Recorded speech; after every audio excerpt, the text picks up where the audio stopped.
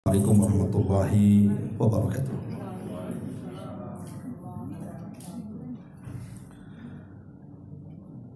Bismillah wassalatu wassalamu ala rasulillah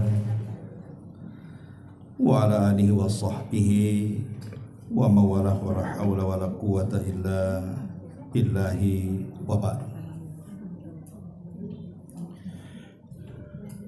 Alhamdulillah, di pagi menjelang siang ini kembali kita bisa duduk di Saung Sunda Sawargi. Tentu saya berhusnudzon kedatangan ibu bapak sekalian dalam rangka bertalabul ilmi.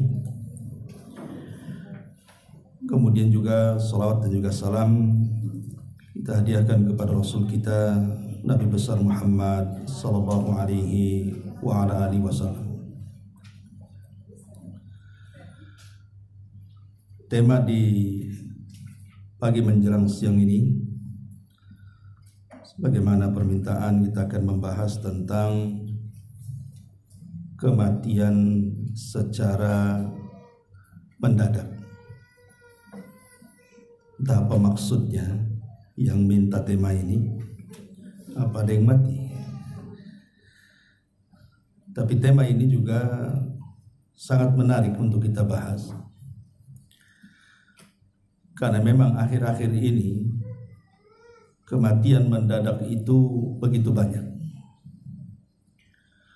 Dan kematian pada hari ini tidak melihat usia. Kalau zaman dulu umumnya orang mati itu biasanya yang sudah tua-tua. Tapi hari ini justru kebanyakan anak-anak muda pula yang mati. Karena kita lihat di jalan-jalan raya, hampir setiap hari ada orang kecelakaan, mungkin dia nabrak atau dia yang ditabrak. Atau terjadinya banyak kejahatan. Mungkin dimasuki rampok yang tidak terpikir akan datang rampok, tahu-tahu bukan hanya mengambil barang, membunuh pula isi rumahnya. Atau mungkin pada tahun-tahun kemarin, seperti adanya wabah corona. Siapa yang nyangka akan terkena virus? Hampir setiap hari ada orang mati. Lah tentu fenomena kematian mendadak ini juga harus kita sikapi. Apakah orang yang mati mendadak ini sebuah kebaikan, ataukah justru sebuah azab yang Allah datangkan?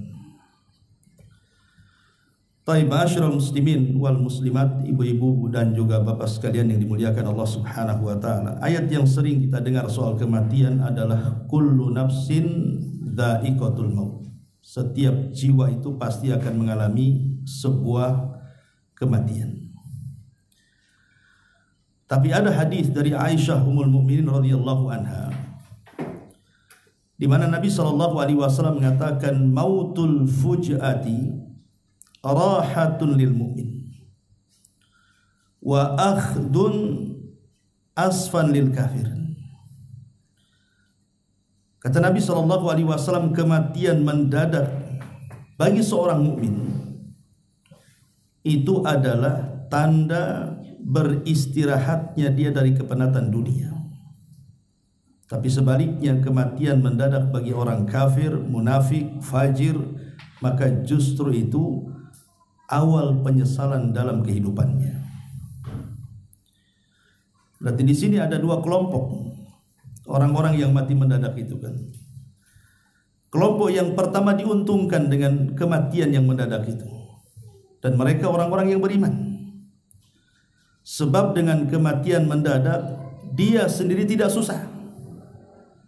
Kita lihat orang-orang yang koma, kadang bukan hanya sehari dua hari itu, ada yang berbulan, ada yang bertahun baru kemudian meninggal. Dianya sendiri tersiksa, belum lagi menyiksa orang lain yang merawat dia. Yang tadinya yang merawat sehat, gara-gara merawat dia jadi sakit pula dia. Terkadang merawat mati duluan daripada yang dirawatnya. Dan itu sering terjadi. Artinya kalau seorang mukmin itu Allah pilihkan kematian seperti itu, maka itu sebuah keuntungan bagi dia, karena dia sendiri tidak merasakan sakit yang panjang dan orang lain pun tidak tersiksa dengan dia. Tapi kalau seandainya yang mati mendadak ini orang kafir, ataupun orang munafik, ataupun orang jahat, ataupun orang yang ahli maksiat, maka kematian mendadak itu tentunya penyesalan bagi dia. Kenapa? Karena tidak sempat didahului dengan tobat. Itu masalahnya. Al-Imam Al-Bukhari rahimahullahu ta'ala sampai beliau mengatakan sebuah syair yang sangat bagus sekali. Apa kata beliau? Igtanim fil faraghi fadla ruku'i fa'asa an yakuna mautuka baghtah kam sahihin ra'aitu min ghairi saqamin dhahabat nafsuhu sahihatu fallattatun. Kata beliau, manfaatkanlah di saat longgar keutamaan ruku dalam sholat. Kemungkinan kematianmu akan datang secara tiba-tiba. Berapa banyak orang-orang yang sehat yang kau lihat tanpa ada sakit, tiba-tiba jiwanya yang sehat pergi dengan mendadak. Anehnya Imam Bukhari mengatakan seperti ini, lah Imam Bukhari sendiri mati dalam kondisi mendadak. Dia mengucapkan ucapan ini, dia pula meninggal mendadak. Dan tentunya seorang ulama yang kematiannya Allah pilih seperti itu sebuah husnul khatimah. Saya katakan tadi, orang yang sudah persiapan sebelum kematiannya kemudian dia meninggal, berarti ini sebuah keuntungan, karena dia hendak berpindah dari satu tempat menuju tempat yang jauh lebih nikmat yang dia akan rasakan. Tapi sebaliknya orang-orang yang jahat justru dengan kematiannya memindahkan dia dari tempat yang senang di dunia ke tempat yang penuh dengan adab Allah Subhanahu wa taala di dalam kuburannya. Ma'asyiral muslimin wal muslimat rahimani wa rahimakumullah. Ada sebuah hadis dari Anas bin Malik radhiyallahu anhu, di mana Nabi sallallahu alaihi wasallam mengatakan, min iqtirabis saati an yural hilalu kibalan fayuqalu li lailataini an tuttakhadul masajid turuqan wa an yadhhara mautul fujati. Kata Nabi sallallahu alaihi wasallam, di antara dekatnya hari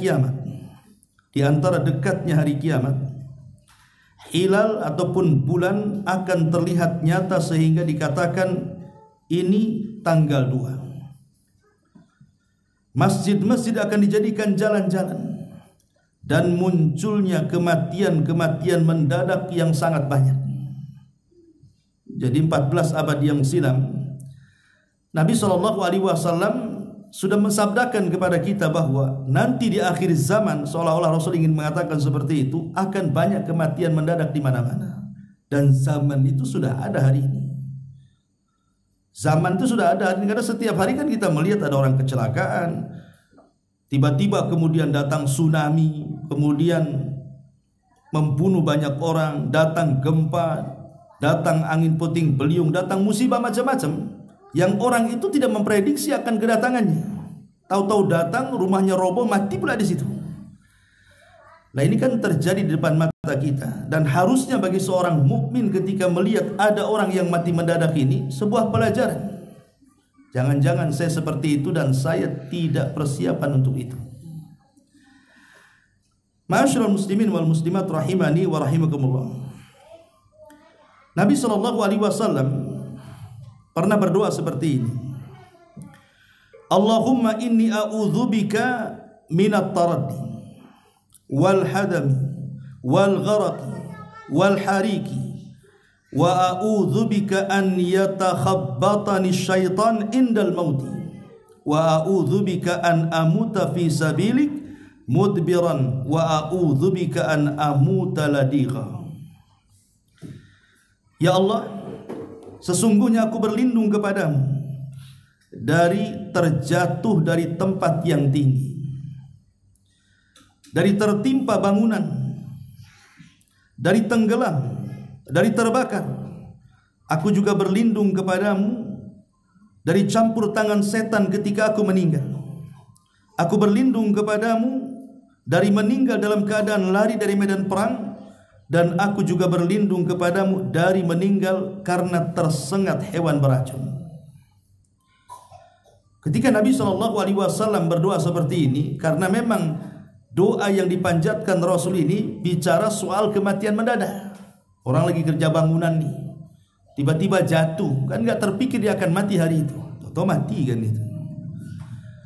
Orang-orang yang kebakaran rumahnya, dia tidak terpikir bahwa rumahnya akan kebakaran, tahu-tahu kebakaran. Rumah sebelah kebakaran, merembet pula ke rumah dia, mati pula dia terbakar di situ.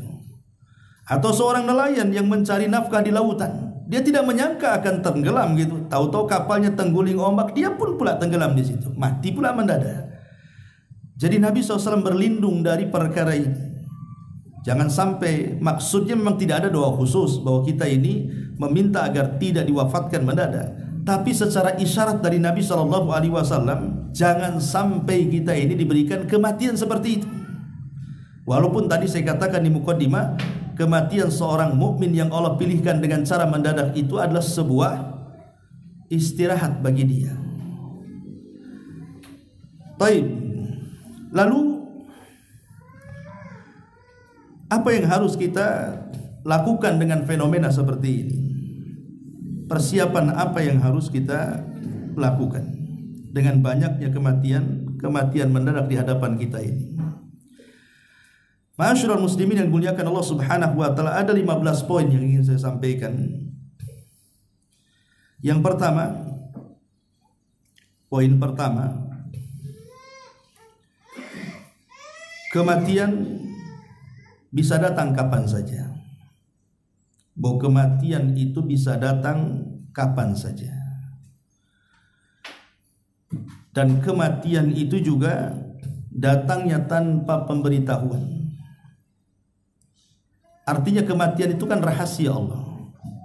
Kenapa Allah rahasiakan coba? Kenapa Allah nggak kasih tahu saja? Apakah ada orang-orang yang saat mati diberitahu? Ada. Mereka para nabi. Memang para nabi itu kalau seandainya malaikat maut datang hendak mencabut nyawa mereka, maka mereka akan diberikan pilihan. Apakah mau tetap hidup ataukah mau meninggal dan menyusul kepada teman-temannya di sorga? Semua para nabi seperti itu, termasuk juga Nabi kita Muhammad SAW. Makanya Nabi Musa SAW disebutkan dalam sebuah hadis yang sahih. Jadi ketika malaikat maut datang kepada Nabi Musa, kemudian malaikat maut mengatakan bahwa dia diutus Allah untuk mencabut nyawanya, marah Nabi Musa. Ditempelenglah malaikat maut sampai keluar matanya. Satu-satunya nabi yang berani menempeleng malaikat maut Nabi Musa. Ya kalau hadis ini tidak sahih mungkin mana ada malaikat maut ditempeleng kan gitu kan. Masalahnya hadis ini sahih pula kan gitu. Ketika hadis itu sahih, maka kewajiban kita harus mempercayainya. Karena di antara keimanan kita kepada Nabi adalah tasdiquhu fima akhbar, membenarkan apapun yang diucapkan Nabi, masuk di akal atau tidak, benarkan. Itulah di antara keimanan kita kepada Nabi. Dan Nabi yang menceritakan bahwa ketika malaikat maut datang kepada Nabi Musa dan mengatakan saya utusan Allah hendak mencabut nyawamu, marah Musa, tempeleng keluar matanya. Akhirnya kemudian malaikat ini menghadap kepada Allah Subhanahu wa taala dan mengatakan, ya Rabb, engkau utus kepada manusia yang tidak mau dicabut nyawanya. Maka Allah Subhanahu wa taala mengatakan, katakan kepada Musa, aku yang suruh. Tapi kalau dia tetap ingin hidup dan tidak ingin mati sekarang, maka letakkan telapak tangannya di badan kerbau. Nanti di badan kerbau itu kan yang ada bulu-bulunya tertutup dengan telapak tangannya, maka hitungan satu bulu itu 1 tahun kehidupan dia. Ya kalau ditutup dengan telapak tangan, di situ ada 100 bulu, ya kalikan aja setahun gitu ya. Berarti dia masih diberikan kesempatan hidup sebanyak bulu yang ditutup oleh telapak tangan di kerbau itu. Katakan kepada Musa seperti itu. Maka malaikat maut datang kepada Nabi Musa, kemudian menghabarkan perintah Allah. Tapi Nabi Musa alaihi salam mengatakan tidak. Kalau memang dia berkehendak aku mati hari ini, maka cabutlah nyawaku. Musa memilih kematian dibandingkan meletakkan telapak tangan di badan kerbau, kemudian terhitung satu bulu yang tertutup 1 tahun kehidupan. Dari sini kita tahu bahwa semua para nabi diberitahu kematiannya. Tapi selain para nabi, termasuk kita ini bukan nabi. Kecuali orang-orang yang ngaku-ngaku nabi gitu ya. Kan banyak orang-orang yang ngaku nabi itu. Nah, itu nggak ada pilihan. Kalau malaikat maut datang langsung mati itu. Ya, karena dia nabi palsu masalahnya. Jadi selain para nabi itu tidak ada pilihan kematian. Pasti suatu hari kematian itu pasti datang. Jadi kematian itu bisa datang kapan saja. Bahkan saya itu punya saudara. Ketika sama suaminya dikerok malam-malam, katanya masuk angin, ya, tiba-tiba tertidur, paginya sudah nggak ada. Nah, apa gara-gara dikerok dia mati? Kan bukan itu masalahnya kan begitu. Memang sudah ditentukan hari itu dia harus mati. Dikerok atau tidak dikerok pasti dia mati. Memang sudah ajalnya gitu kan. Makanya jangan pernah menyesali sebab. Sebab kematian itu banyak, tapi kematian itu satu. Sebab kematian kan banyak, bisa ditabrak, bisa jatuh, bisa terbakar, bisa tenggelam. Sebab kematian itu banyak, tapi tetap saja namanya kematian itu satu, dicabut ruhnya mati dia. Sehingga walaupun kemudian seseorang itu menyesali sebab, yang menjadikan mati itu bukan sebabnya, tapi ajalnya sudah ditakdirkan, memang dia harus mati hari itu dengan cara apapun. Kan ada orang yang menangis, coba tadi dia tidak dioperasi nggak mati. Kata siapa? Nggak dioperasi pun mati dia. Coba saya tadi nggak izinkan dia keluar naik motor, nggak ketabrak, nggak bisa. Walaupun dia nggak ketabrak pun dia mati dengan cara lain. Kalau memang waktu itu sudah ditentukan ajalnya, maka satu kematian itu bisa datang kapan saja. Yang kedua, mengingat kematian itu sedikit banyak dapat melapangkan dada. Ada sebuah hadis dari Anas bin Malik radhiyallahu anhu. Nabi SAW mengatakan, "Aktsiru dzikra hadhimil ladzat al-mautu fa innahu lam yadhkurhu fi dhikin minal 'aishi illa wassa'ahu alaihi wa la dzakarahu fi si'atin illa dhayyaqaha." Kata Nabi SAW, perbanyak oleh kalian mengingat akan pemutus seluruh kenikmatan. Apa itu? Al-mautu, kematian. Kematianlah pemutus semua kenikmatan. Kita tahu bahwa yang namanya dunia itu kan membawa nikmat bagi kita tersendiri. Orang kaya itu sedikit banyak dengan kekayaannya akan ternikmati, karena kekayaan di antara sebab kebahagiaan, walaupun itu bukan segala-galanya. Tapi yang namanya dunia itu cuma ada dua pilihan. Boleh jadi dia yang meninggalkan kita, atau kita yang meninggalkan dia. Seperti apa contohnya? Dunia meninggalkan kita, ya contohnya tiba-tiba tsunami datang, gempa datang, banjir datang. Rumah yang megah tidak perlu hitungan jam, hitungan detik sudah roboh. Mobil-mobil mewah itu terpelanting ke sana kemari, bahkan tertimbun dengan reruntuhan. Tidak bisa dipakai. Dalam sekejap saja terkadang kejadian itu hanya lewat begitu saja. Itu namanya dunia meninggalkan kita, itu namanya. Atau kita yang meninggalkan dunia. Rumahnya masih berdiri dengan kokoh, kendaraannya masih ada, kita pula yang mati.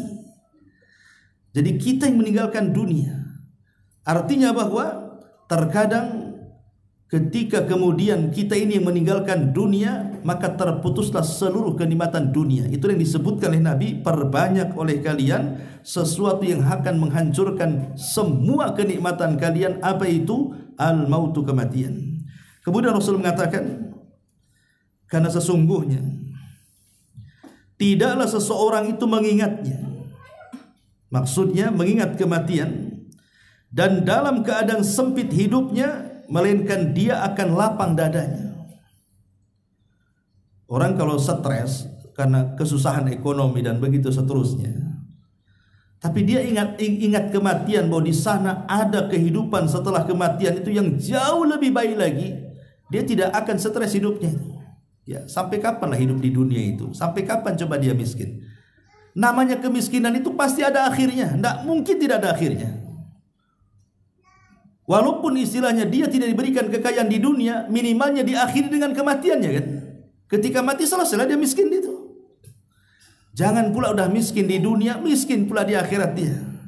Jadi dengan mengingat kematian itu, maka hati dia akan tenang bahwa kehidupan dunia ini ya kehidupan semu, ya seperti ini kehidupan dunia. Kehidupan yang sesungguhnya ya nantilah setelah kematian. Lah dari mengingat seperti itu lapang pula dia dada dia. Kemudian Nabi SAW mengatakan, tapi ada juga yang mengingat kematian dalam keadaan lapang, menjadi sempit pula hati dia. Jadi ada dua kelompok di sini. Ada orang yang mengingat kematian yang tadinya sempit dadanya jadi lapang.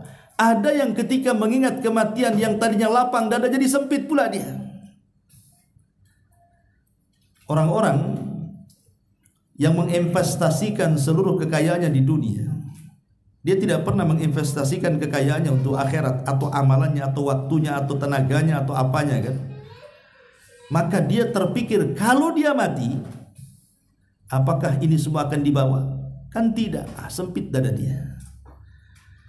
Tapi kalau seandainya dia betul-betul menginvestasikan tenaganya, waktunya, amalnya, hartanya untuk akhirat, sekalipun di dunia dia sempit karena kesusahan dan kefakirannya, tapi karena dia sudah ada persiapan di akhirat, kalau ingat mati itu jadi lapang jadinya. Itulah yang disabdakan Nabi SAW dari Ummul Mukminin Aisyah radhiyallahu anha, man ahabba liqa Allah ahabballahu liqa'ah, wa man kariha liqa Allah karihallahu liqa'ah. Siapa yang cinta berjumpa dengan Allah, maka Allah senang berjumpa dengan dia. Tapi siapa yang benci berjumpa dengan Allah, Allah pun tidak suka dengan dia. Apa maksud hadis ini? Orang kalau meninggal dalam posisi beriman, dan sebelum meninggalnya memang kekayaannya, semua kehidupannya, tenaganya dia serahkan untuk akhiratnya, maka dia akan senang berjumpa dengan Allah. Kenapa? Karena Allah sudah siapkan untuk dia penggantinya di surga. Kalau dia tidak pernah membelanjakan hidupnya untuk akhirat, dia belanjakan untuk dunia saja. Ketika meninggal dunia, dia tidak suka dengan kematiannya. Kenapa? Karena di akhirat nggak ada apa-apa bagi dia. Karena semua ditinggal di dunia kan. Maka dari sini mengingat kematian itu bisa melapangkan dada dan bisa menyempitkan dada. Kapan lapang dada? Ketika dia seorang mukmin. Kapan sempit dada? Ya ketika dia bukan seorang mukmin. Ini yang kedua. Yang ketiga, mengingat kematian itu menjadikan seorang mukmin semakin cerdas.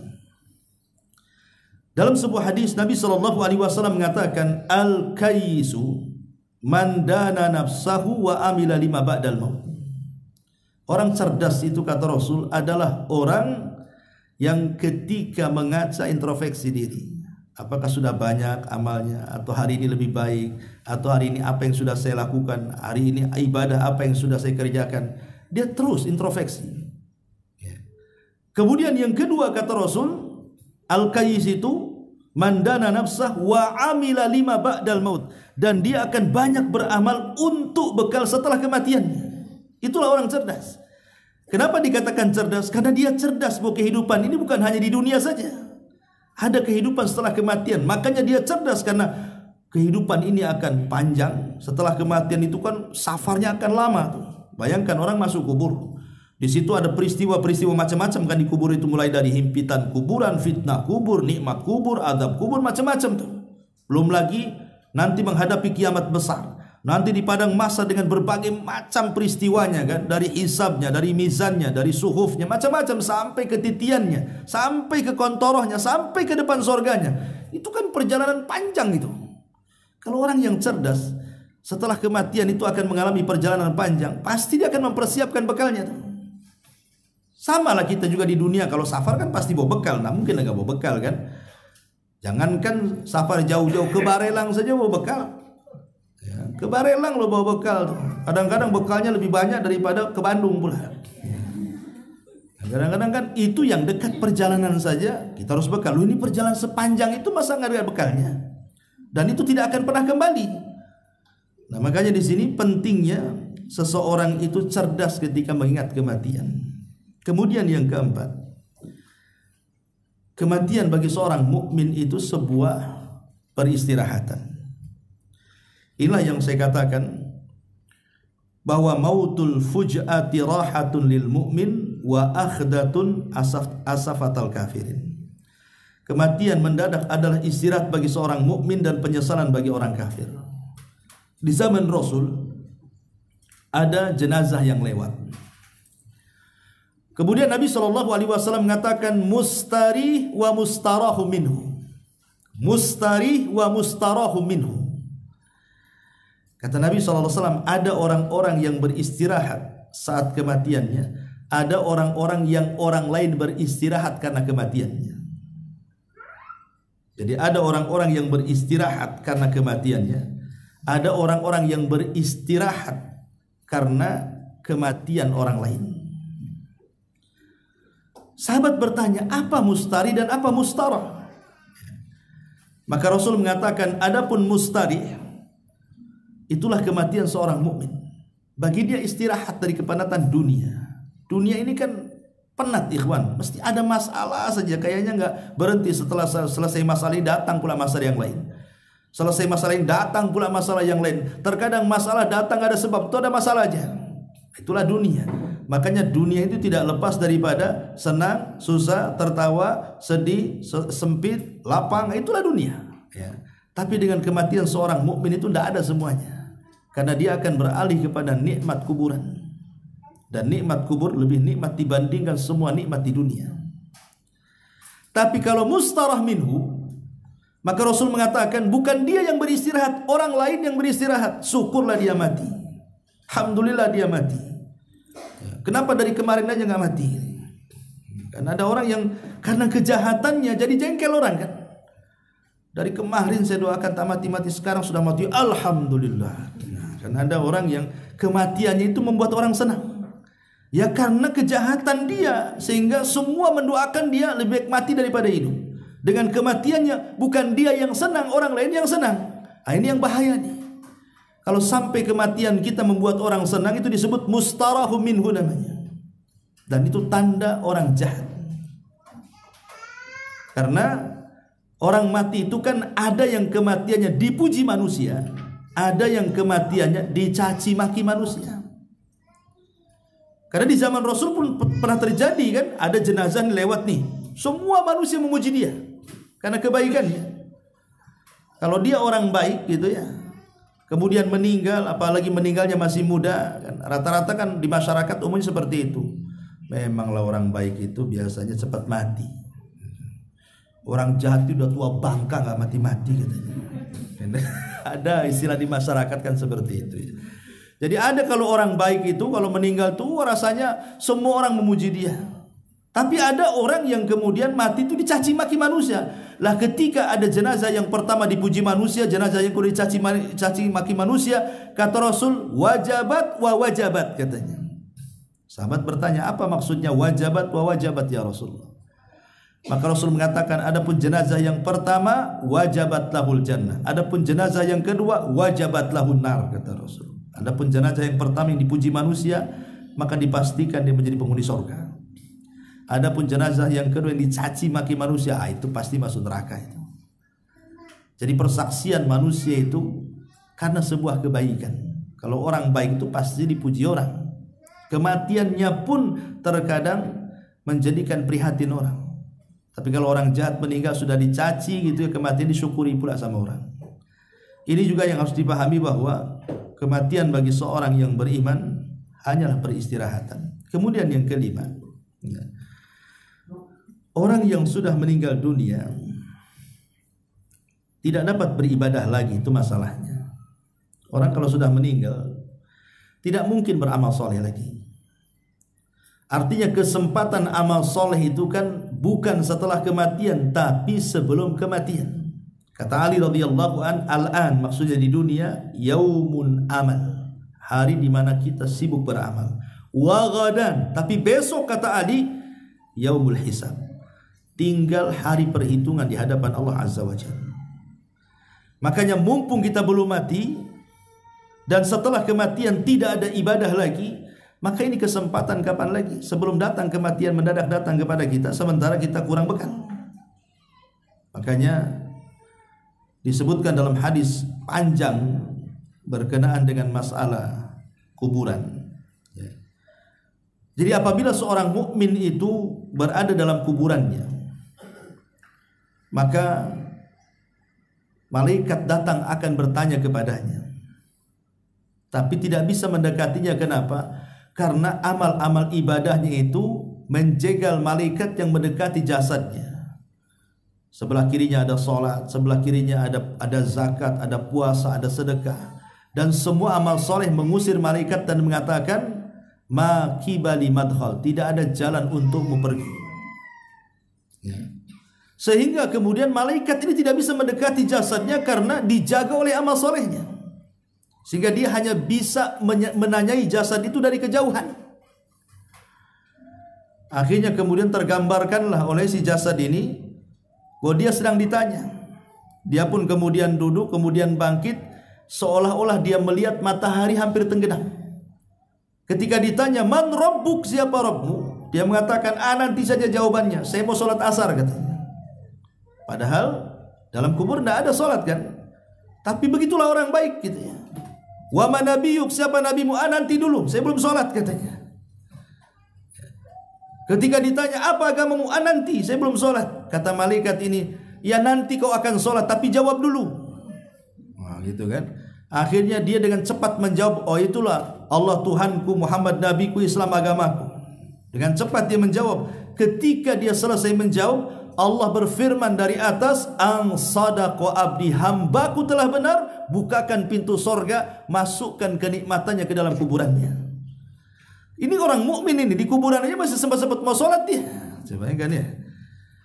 Makanya Nabi SAW pernah lewat di sebuah kuburan dan mengatakan, kalau kalian tahu apa yang terjadi dalam kubur, 2 rakaat yang mereka lakukan dari 2 rakaat sunnah itu lebih baik daripada dunia dan isinya.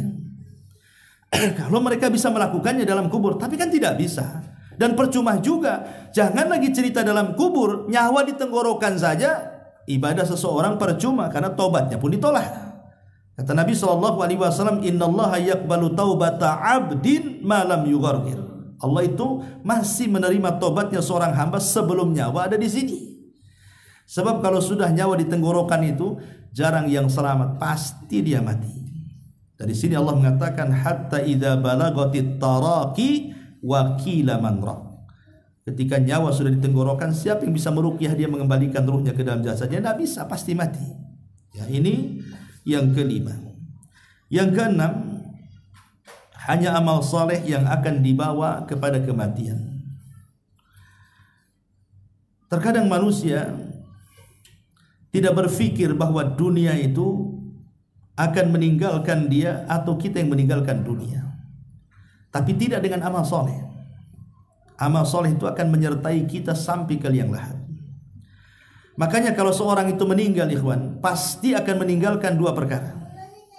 Pertama keluarganya, yang kedua hartanya.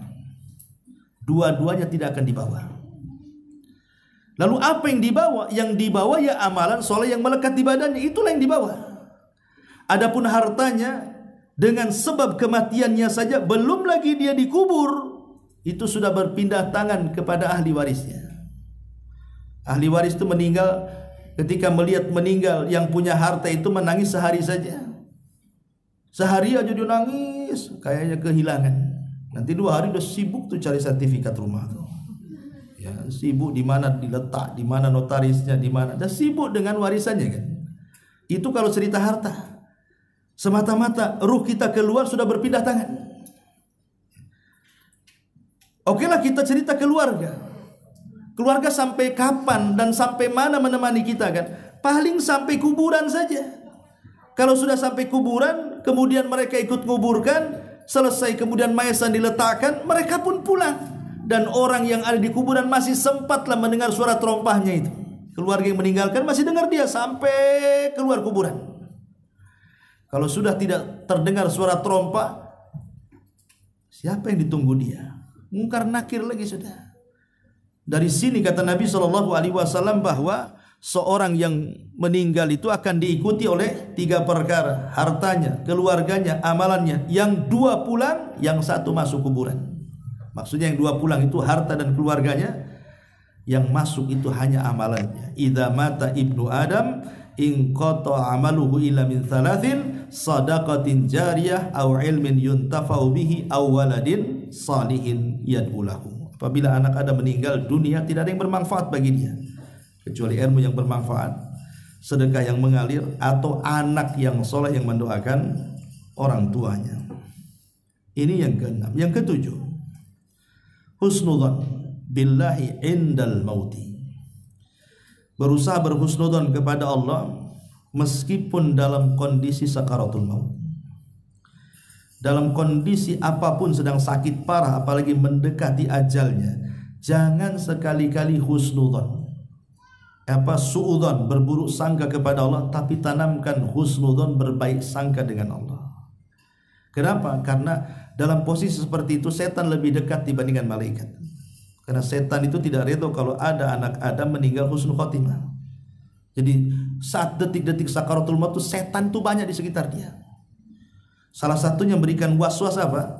Berburuk sangka dengan Allah. Makanya sangat dianjurkan dan disunahkan kita yang masih hidup, yang masih sehat, yang menziarahi orang yang sedang sakaratul maut atau sedang sakit parah, jangan coba-coba menceritakan perbuatan buruk dia diperdengarkan kepada dia. Jangan. Ya. Kita ini ada orang sakit, kawan kita, sakitnya parah. Kemudian kita berkunjung, menjenguk dia. Jangan cerita keburukannya, ceritakan kebaikannya. Ya cepat sembuhlah biar kita bisa sholat lagi, ya bisa ngaji lagi. Saya kenal kamu ini orang baik, walaupun dia orang jahat sebenarnya. Nggak apa-apa, hibur dia. Jangan sentuh kejelekannya. Jangan kita katakan cepatlah sembuh biar kita mabok lagi, biar kita judi lagi. Ini makin mempercepat kematian dia tuh, makin sesak dadanya. Kenapa? Yang ingat dia tuh neraka akhirnya kan, makin cepat matinya. Jadi jangan sampai seperti orang-orang yang kemudian membuat orang itu putus asa. Karena kalau kita ceritakan keburukannya, jadi putus asa dia. Dan putus asa itulah yang menghalangi tobat saat kematiannya. Minimalnya kalau kita menceritakan kebaikan, tertanam husnudzon, berbaik sangka dengan Allah. Oh iyalah, kalau saya dengar nih kawan-kawan cerita, rupanya saya masih ada kebaikannya. Dalam hati itu dia akan mengatakan seperti itu, walaupun dia tidak bisa ngomong, tapi kan telinga mendengar. Ya, apa yang kita ucapkan, oh dalam hati itu saya masih punyalah amal soleh. Yang mudah-mudahan dengan amal soleh ini Allah masukkan saya ke surga. Padahal dosanya 1 gunung. Ya. Sebab ketika posisi seperti itu, dia akan mengingat apa yang diucapkan saja orang-orang sekitarnya. Sehingga itulah yang boleh jadi amal soleh yang terakhir yang ia bawa dalam bentuk husnudzon, berbaik sangka dengan Allah Azza wa Jalla. Ini yang ke-7. Yang ke-8, ya, berusaha untuk memberikan wasiat. Wasiat kalau kita sedang sakit parah, parah-parahnya lah kan itu. Kan pasti kita ini ada firasat biasanya. Maka kalau kita sakit parah, seperti contoh lah Abdurrahman ibn Auf. Abdurrahman ibn Auf itu kan pernah sakit parah dan hampir meninggal dunia. Ketika itu dia belum punya anak banyak, masih 1 anaknya perempuan. Jadi saat sakit-sakit parahnya, Nabi SAW menjenguk Abdurrahman ibn Auf radhiyallahu anhu. Abdurrahman ibn Auf pun kaya raya orangnya, orang paling kaya di kota Madinah. Abdurrahman ibn Auf itu, dia mengatakan, ya Rasulullah, aku tidak punya anak kecuali 1 anak perempuan, sehingga aku ingin menyedekahkan seluruh hartaku di jalan Allah. Kata Rasul, jangan. Kemudian Abdurrahman mengatakan, bagaimana kalau separuh? Jangan, kata Rasul. Kemudian bagaimana kalau 1/3? Ya sudah, 1/3 itu udah banyak. Ya, tapi rupanya Abdurrahman bin Auf setelah wasiat seperti itu tak mati-mati, sembuh pula dia. Akhirnya anaknya banyak kan itu ya. Tapi kadang kan ada orang yang disangka mau mati, tahu rupanya nggak jadi gitu ya. Hidup saya pernah juga dulu waktu di pulau itu, ada orang udah dihabarkan mau meninggal orang itu. Wah, keluarganya nangis-nangis. Sampai anaknya itu guling-guling tuh. guling-guling di lantai. Sangka mati bapaknya. Jadi sampai kemudian dipegangi orang banyak, dimasukkan ke kamar gitu. Rupanya tak jadi mati orangnya.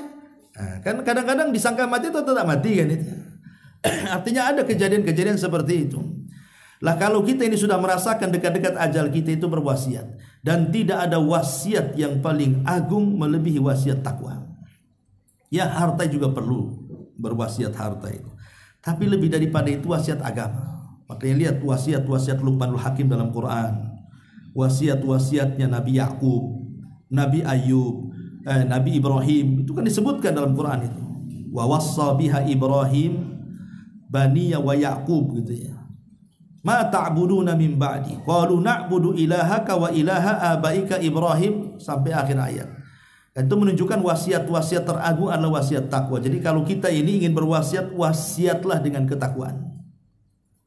Dahulu Umar bin Abdul Aziz saat detik wafatnya, ada seseorang bertanya kepada Umar bin Abdul Aziz dan mengatakan, ya Amirul Mukminin, berwasiatlah untukku, untuk anak-anakmu, anak kamu masih kecil, biar hartanya itu terbagi kepada mereka.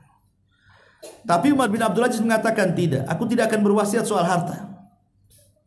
Lah kenapa, anak-anak masih kecil katanya. Kata Umar bin Abdul Aziz, aku hanya ingin mewasiati mereka dengan takwa.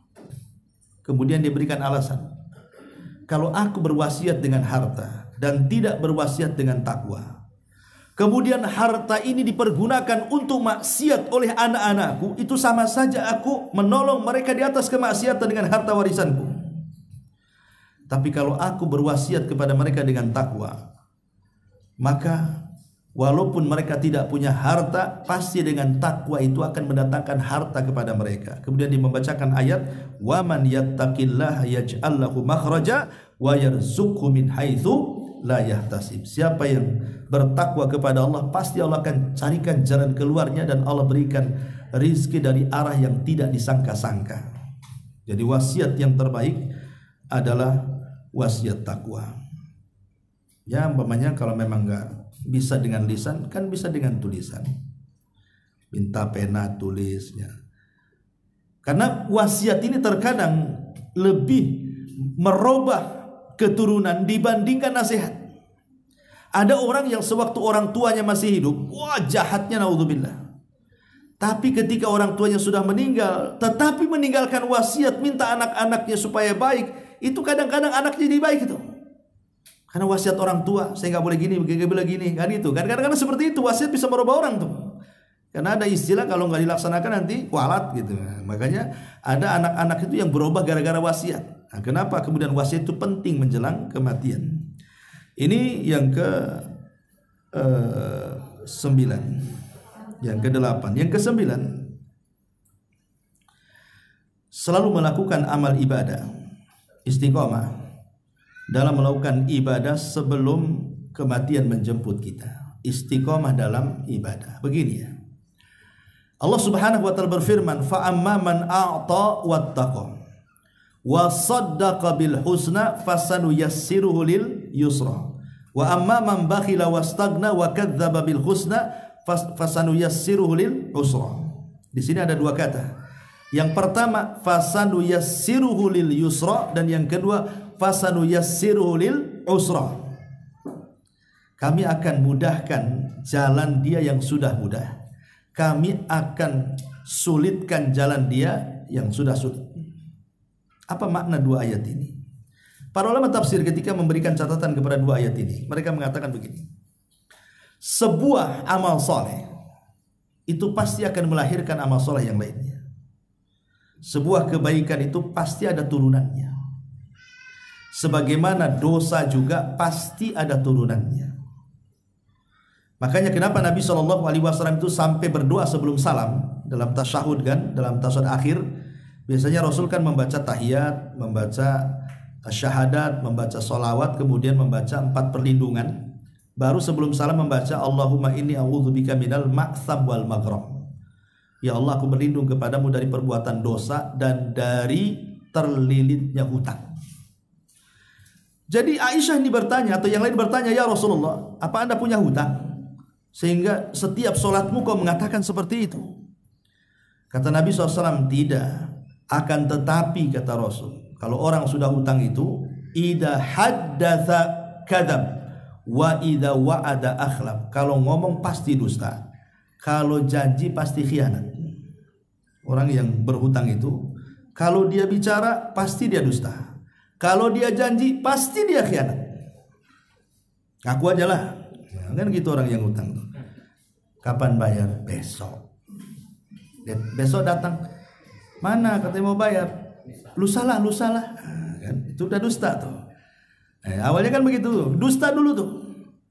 Ada duitnya ada sebenarnya, dibilang ada duit. Ya sudah gini, saya janji minggu depan saya bayar. Minggu depan tak pun dia kasih bayar kan. Itulah dosa. Dosa itu biasanya akan ada turunannya tuh. Awalnya cari alasan, cari alibi, kemudian berdusta, kemudian khianat, kemudian dia pula yang lebih kejam dari yang ngutangi. Sebelum datang yang nagih itu dia sudah pasang muka marah-marah tuh. Harusnya yang marah itu yang minjemin duit kan, ini yang ngutang yang marah. Jadi dosa itu melahirkan dosa yang lainnya. Lah amal soleh juga sama. Amal soleh itu melahirkan yang lainnya. Orang kalau sudah terbiasa dengan puasa, anggaplah puasa 3 hari dalam sebulan. Udah terbiasa itu ayamul bid 13, 14, 15. Begitu udah bertahun-tahun. Kalau dia kemudian menambah puasa jadi Senin Kemis, akan bisa. Kenapa? Terbiasa lapar. Dia bisa menambah dengan Senin Kemisnya. Kalau dia sudah terbiasa dengan Senin Kemis, kemudian ingin membiasakan puasa Daud, pasti dia bisa. Kenapa? Karena sudah terbiasa lapar 3 hari dalam sebulan, tambah lagi Senin Kemis tiap pekannya. Kalau melakukan puasa Daud, pasti dia bisa. Ya. Dan dustakan orang yang mengatakan, saya sekarang puasa Daud, Senin Kemis saja enggak kan itu. Puasa Yaumul Bid enggak, tahu-tahu puasa Daud pula kan gitu. Itu dipertanyakan itu. Karena yang ringan-ringan saja dia enggak pernah mengerjakannya. Sama dengan orang yang biasa duha, salat duha ya. Kemudian dia jaga salat qobliyah, ba'diyah, rawatib atau nafilah di siang hari. Kalau dia ingin melakukan salat malam itu mungkin bagi dia. Kenapa? Karena dia bisa dan terbiasa melaksanakan sunnah di siang hari. Jadi kalau dia ingin melaksanakan sunnah di malam hari, mungkin bagi dia. Karena ada kebiasaan salat. Tapi ini tidak pernah salat di siang hari, ngaku pula ahli tahajud. Semana ceritanya? Ya, siang-siang bolong saja yang tidak susah bangun dia nggak salat. Kok cerita malam pula yang dingin, yang susah bangun dia mengatakan ahli tahajud? Apa enggak dusta ucapannya tuh? Jadi yang namanya amal soleh itu pasti ada turunannya. Kalau orang sudah terbiasa amal soleh, pasti akan melahirkan amal yang soleh yang lain. Itulah yang Allah katakan fasanu yassiruhu lil yusra. Dia sudah mudah melakukan amal soleh, Allah mudahkan jalannya ke sorga, sehingga dia ditutup dengan amal yang terakhir yang ia kerjakan. Sama dengan dosa. Kalau orang terbiasa maksiat, maka Allah tutup juga seperti itu tuh. Makanya ada istilah orang pikun, kalau dia ngomong itu disesuaikan dengan kebiasaan sebelum pikunnya. Orang mati juga sama, dia tidak diwafatkan kecuali sebagaimana kebiasaan sebelum wafatnya.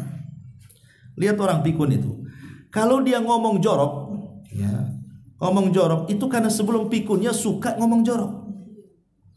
Kan ada orang yang kalau kagetan itu ya, tak kesandung, pokoknya kagetan lah, latah gitu ya, itu aneh-aneh itu jeritannya itu. Kadang-kadang ngomongnya macam-macam. Ya kalau masih jangkrik masih bagus lah kan, tapi kadang-kadang lebih daripada itu tuh. Kadang-kadang joro-joro keluarnya kan. Itu kalau pikun itu yang diulang-ulang nanti itu. Karena terbiasa mengulang yang buruk sebelum pikun, maka ketika pikunnya itu pula yang diulang. Tapi kalau sebelum pikunnya dia suka baca Quran gitu ya, maka ketika pikunnya itu juga yang dibaca.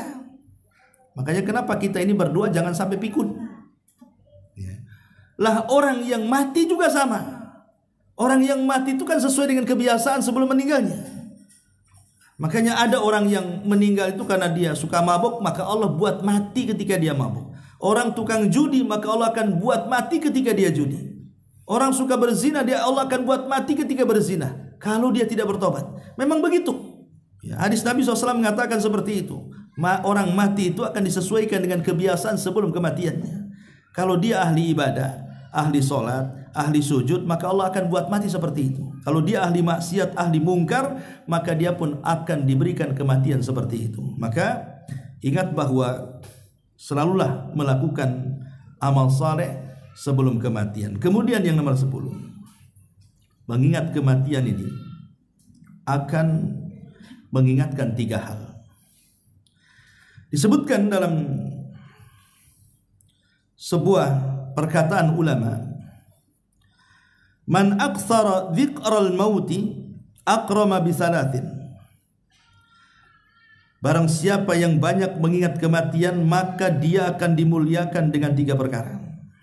Siapa yang mengingat kematian, maka dia akan dimuliakan dengan 3 perkara. Pertama, ta'jilut taubati, maka dia akan bersegera bertobat. Yang kedua, qana'atul qalbi, maka hatinya akan puas hati dengan kondisinya. Kemudian yang ketiga, wa nasyatul ibadati, maka dia pun akan semangat ibadah. Jadi orang kalau ingat mati, pasti 1, segera tobat. Yang kedua, merasa cukup ataupun qanaah. Yang ketiga, rajin dia ibadah. Tapi sebaliknya, wa man nasyal mauta uqiba bisa,